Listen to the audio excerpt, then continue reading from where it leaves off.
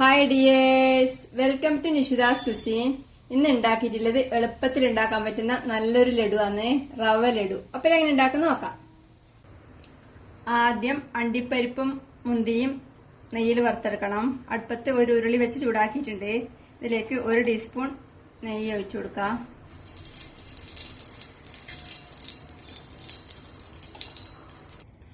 നെയ്യ് ചൂടാവുമ്പോൾ കുറച്ച് അണ്ടിപ്പരിപ്പ് രണ്ടായി പിളർന്നതിട്ട് വറുത്തെടുക്കാം.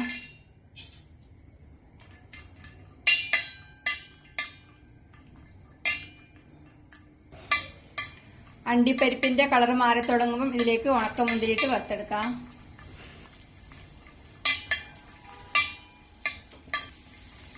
ഇപ്പം അണ്ടിപ്പരിപ്പും മുന്തിരിയും വറുത്തിട്ടായിട്ടുണ്ട്. ഇതിന് കോരി മാറ്റാം.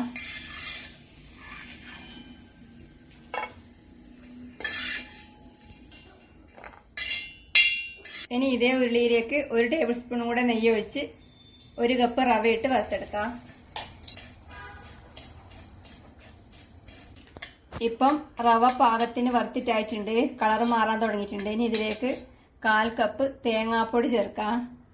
ഇത് ഡെസിക്കേറ്റഡ് കോക്കനട്ട് പൗഡർ എന്ന് പറഞ്ഞിട്ട് വാങ്ങിക്കുന്ന തേങ്ങാപ്പൊടിയാണ്. ഇല്ലെങ്കിൽ വീട്ടിലെ ഫ്രഷ് തേങ്ങ ചെറുകിയത് ഒരു പാനിലിട്ട് ചെറുതായി ഒന്ന് ചൂടാക്കി ചേർത്താലും മതി. ഇനി ഇതിലേക്ക് പഞ്ചസാര ചേർക്കണം.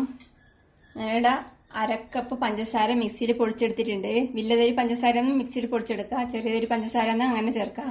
പഞ്ചസാരന്റെ കൂടെ ഒരു 4 ഏലക്കേന്റെ ഉള്ളിലത്തെ കുരു മാത്രം ചേർത്ത് പൊടിച്ചിട്ടുണ്ട്. ഇതിലേക്ക് ചേർക്കാം.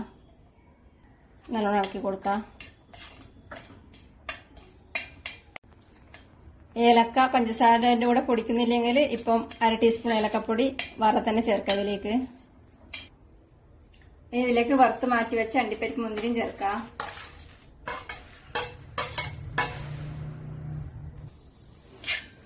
ഇളക്കി കൊടുക്കാം. ഒരു നുള്ള് ഉപ്പ് ചേർക്കുന്നുണ്ട്. ഇത് ഇഷ്ടമില്ലാത്തവർക്ക് ഒഴിവാക്കാം. ഇതിലേക്ക് ചൂട് പാല് ചേർക്കണം.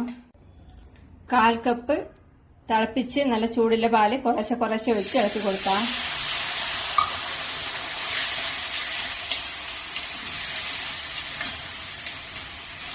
ഇത് റവ ലഡു ഉരുട്ടിയെടുക്കാൻ പാകത്തിനാവുന്ന വരെ ചേർക്കാം. ലേശം കൂടെ ചേർക്കുന്നുണ്ട്.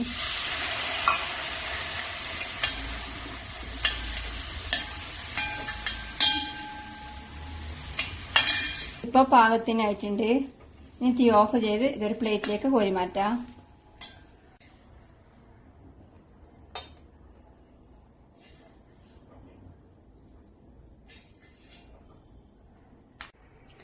ഇത് അധികം ചൂട് കുറയുന്നതിന് മുന്നേ അത്യാവശ്യം നല്ല ചൂടോടുകൂടി തന്നെ ഉരുട്ടിയെടുക്കാം.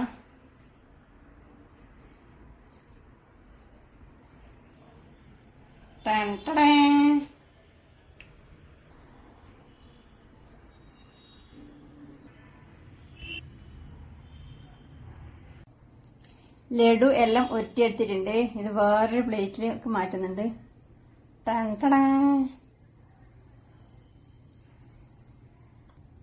നല്ല അടിപൊളി ടേസ്റ്റിൽ റവ ലഡു റെഡിയാണ്. ഉണ്ടാക്കി നോക്കുക. അഭിപ്രായങ്ങളും നിർദ്ദേശങ്ങളും അറിയിക്കുക. സബ്സ്ക്രൈബ് ചെയ്യുക, സപ്പോർട്ട് ചെയ്യുക. Thank you.